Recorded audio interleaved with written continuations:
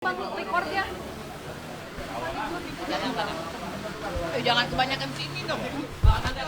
Bang, izin ya bang. Bang. Ya. Bang. Agak ke tengah sini. Agak kiri. Agak tengah bang. Oke ya. Oke. Oke, rekan-rekan media. Belum ya? Udah ya?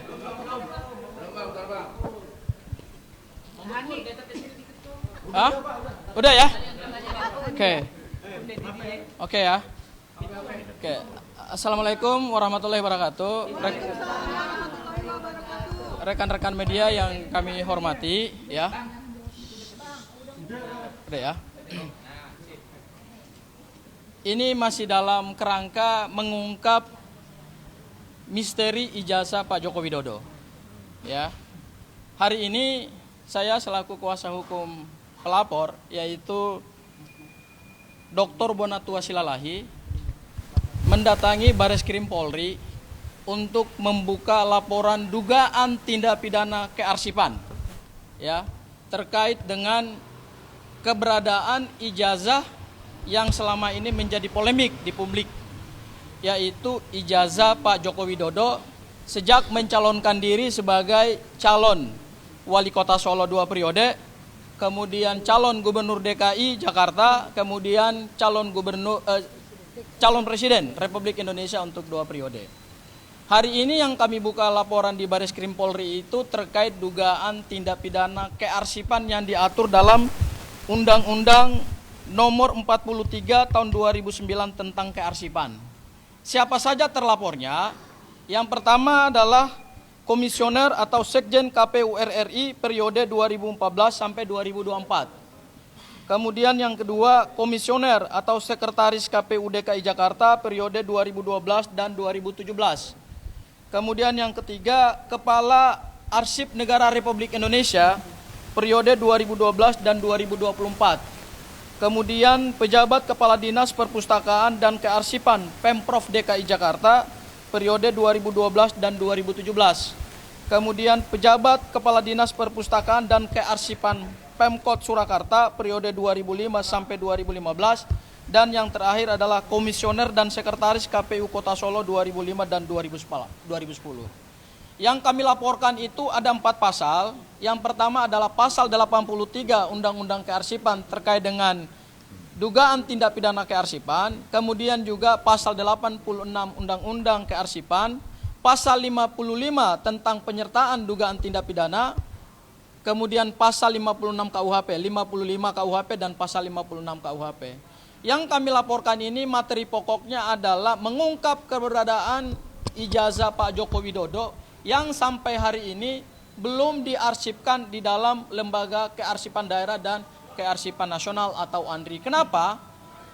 Berdasarkan Undang-Undang Kearsipan dan kemudian Undang-Undang Pemilu, kemudian juga peraturan KPU, dokumen seorang kepala daerah, dokumen seorang presiden terpilih setelah melewati batas tertentu yaitu di atas 5 tahun, kemudian kewajiban Lembaga Arsip Nasional dan Lembaga Arsip Daerah adalah harus mengarsipkan itu di dalam kearsipan. Karena arsip itu adalah bagian dari identitas bangsa Indonesia. Arsip itu adalah potret perjalanan sejarah bangsa. Jokowi pernah memenangkan pertarungan gubernur Jakarta melalui pilkada langsung dan memenangkan pemilihan presiden 2 periode yang dipilih langsung oleh rakyat. Tapi sampai hari ini keberadaan ijazah itu belum sama sekali diarsipkan. Kami tidak berbicara tentang keaslian ijazah atau tidak, palsu atau tidak palsu. Tapi yang kami bicarakan adalah kewajiban lembaga-lembaga kearsipan yang harusnya dimulai dari KPUD, KPU RI, menyerahkan dokumen itu kepada Lembaga Arsip Daerah dan Lembaga Arsip Nasional.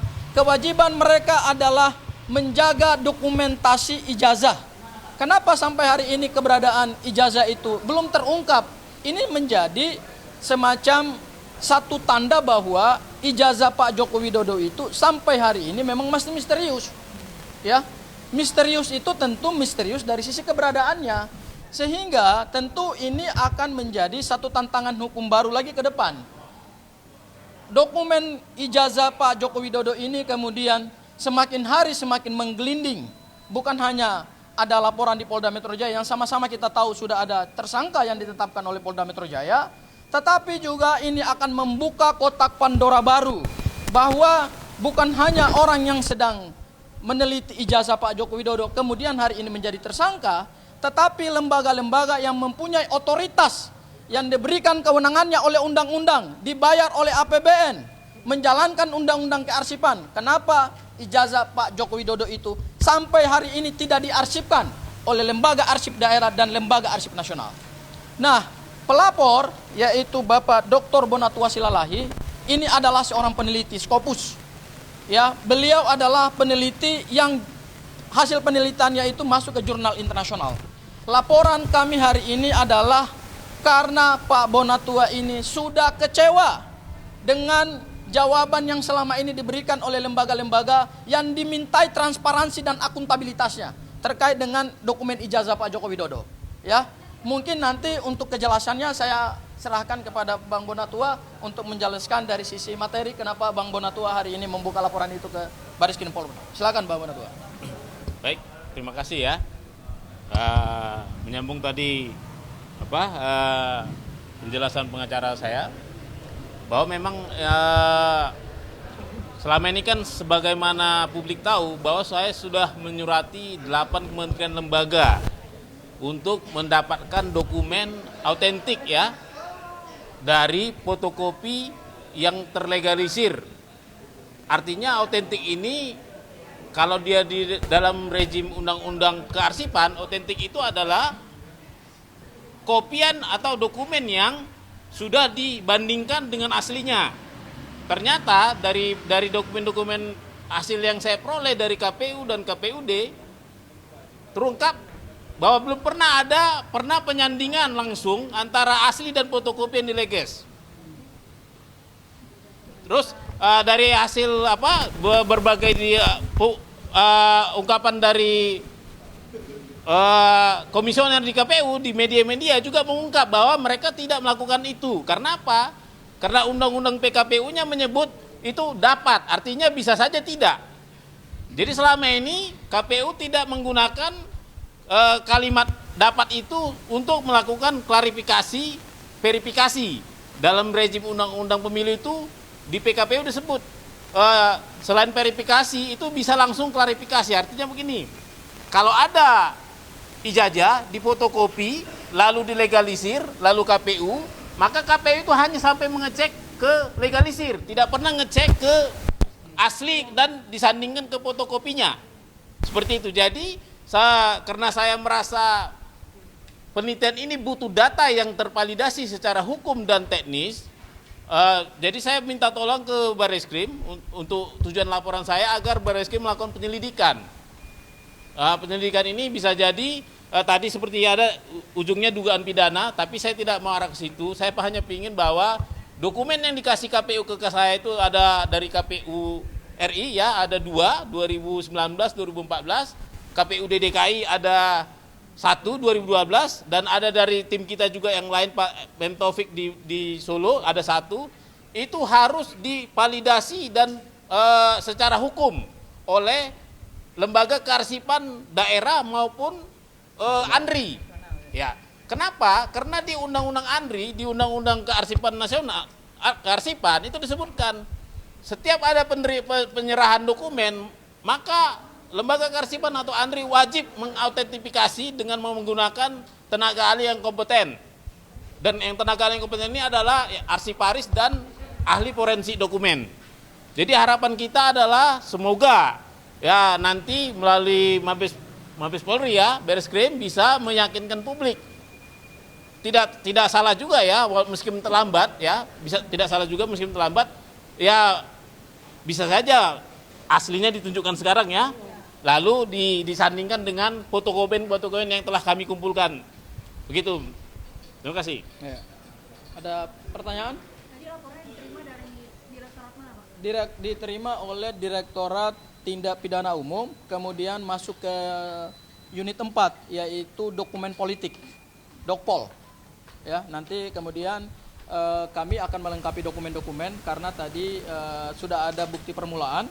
kemudian penyidik meminta kepada kami untuk kemudian melengkapi bukti-bukti lagi, dan kemudian akan kami dijadwalkan untuk bertemu dengan penyidik menyampaikan secara runut dugaan peristiwa hukumnya seperti apa gitu, Mbak. Oh, jadi untuk saat ini LP-nya belum keluar?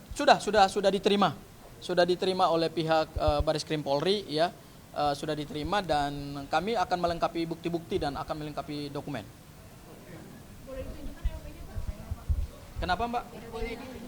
Jadi hari ini sebetulnya yang diterima itu bentuknya adalah masih aduan masyarakat ya, masih dumas.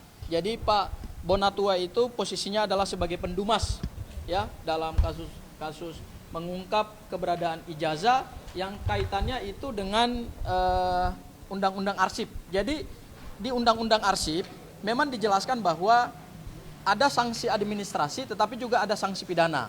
Nah, yang ditempuh oleh pendumas ya dalam hal ini ada Pak Dr. Bonatua Silalahi itu mengambil langkah hukum pidana karena memang ada dugaan peristiwa pidana berupa tidak menyerahkan ijazah Pak Joko Widodo untuk dijadikan sebagai arsip. Kemudian yang kedua, diduga kalaupun ijazah itu sudah diterima dan sudah diarsipkan, berarti ada dugaan menghilangkan dokumen arsip.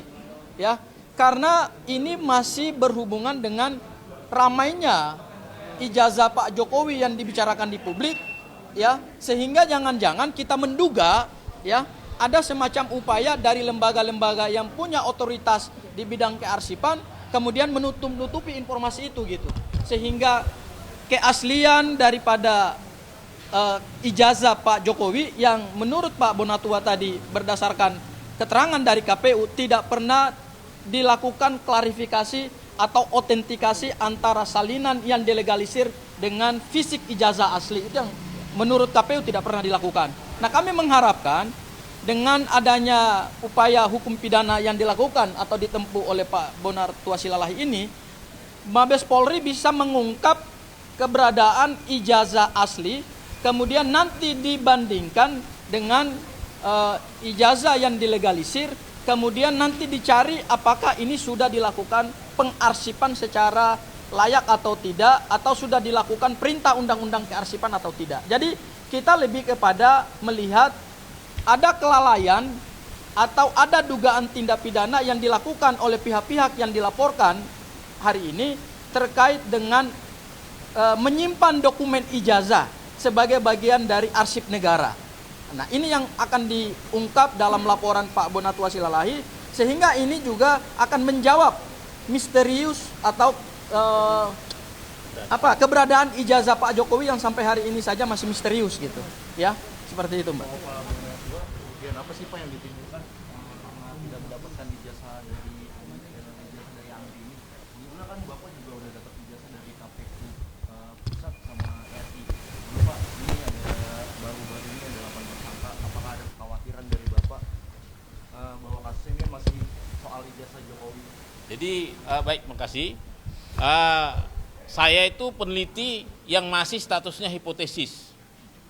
Kalau teman-teman yang dijadikan tersangka mungkin Pak RT kan berulang kali disebut di media mereka sudah ada tesis, ya. Jadi tesis mereka sudah ijazah 99,9% palsu. Kalau saya hipotesis saya ijazah itu tidak ada, ya. Hipotesis ini bisa diterima, H0 diterima, ya. Jika ternyata saya tidak menemukan bukti otentik KPU fotokopi dengan asli itu tidak tersambungkan, itu diterima. Kalaupun nanti ternyata bisa ada, berarti hipotesis saya ditolak. Artinya itu ijazah ada. Terserah nanti apakah ijazah itu ada lagi peneliti selanjutnya meneliti asli atau tidak, itu domain mereka. Tapi kami di sini dalam rangka akademis hanya sampai pada mengungkap ada atau tidak saja. Begitu. Ya, jadi gini, tadi kan seperti saya ungkapkan, dari hasil penelitian saya terhadap dokumen-dokumen yang dikasih KPU, tentunya kan yang saya minta bukan hanya salinan fotokopi ya, tapi ada dokumen backupnya bahwa fotokopi ini sejarahnya bagaimana, ya. Ternyata kan itu saya minta dokumen namanya verifikasi dan klarifikasi. Nah di dokumen-dokumen ini tidak ada berita acara yang menyebutkan pernah dilakukan verifikasi, klarifikasi. Hanya dilakukan verifikasi tanpa klarifikasi. Kalau klarifikasi itu ya dicek ijazah fotokopi dengan aslinya. Nah, disandingkan. Tapi kalau di Undang-Undang Kearsipan itu disebut autentikasi. Seperti itu. Dan tidak tersimpan di lembaga kearsipan, Bang. Dan uniknya memang sampai saat ini ya, baik itu lembaga kearsipan Kota Solo, Surakarta, lembaga kearsipan DKI Jakarta dan ANRI mengaku tidak memilikinya.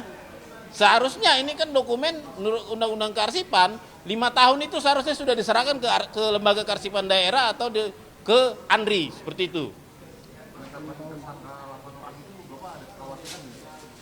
Jadi ini adalah apa ya, missing piece ya di sini. Kalau nanti ternyata tadi jawabannya ada, ya kan? Dan kalau tidak ada ya berarti tidak sah dong yang 8 itu ya di tahun depan. Tapi kalau ada, maka tahap berikutnya adalah benar nggak tesisnya teman-teman RT tesisnya itu palsu? Kan pertanyaannya palsu atau tidak? Maka itu akan menjawab potongan-potongan puzzle tadi. Seperti itu. Terima kasih Pak.